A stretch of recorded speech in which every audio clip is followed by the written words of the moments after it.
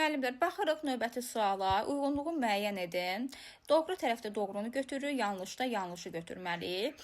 Tokyo 2020 Olimpiya oyunlarında Azərbaycan 4 gümüş, 3 bürünc medal qazanmışdı. Xeyr, bu yanlışdır. Çünki Tokyo 2020-də biz 7 medal qazanmışıq, 3 gümüş, 4 bürünc medal qazanmışıq. İkinci, 30-cu Olimpiya oyunlarında Toğrul Əsgərov qızıl medal qazanmışdı. Bəli, düzdür. Toğrul Əsgərov qızıl medal qazanıb, Şərif Şərifov, Toğrul Əsgərov 2 düzdür.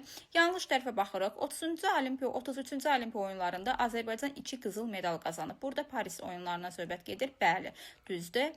Amma biz bunu götürmürük. Yanlış tərəfdə yanlışı götürməliyik. 1951-ci ildə Beynəlxalq Olimpiya Komitəsi Olimpiya bayrağının Olimpiya oyunlarında təqdim olunmasına icazə verdi. Belə bir rəsmi açıqlama, belə bir tarix ümumiyyətlə yoxdur. 1951-ci ildə Beynəlxalq Olimpiya Komitəsi rəsmi rəhbərliyi bəyan edib ki, bayraqda olan hər bir xalqa, hər biri ayrı-ayrı bir qitələrə məxsusdur.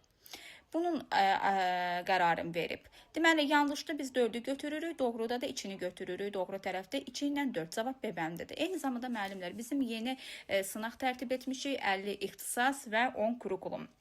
Bu sınağı əldə etmək istəyirsinizsə bizə yazın, həmin sınağı göndərək. Həqiqətən də möhtəşəm sınaqdır.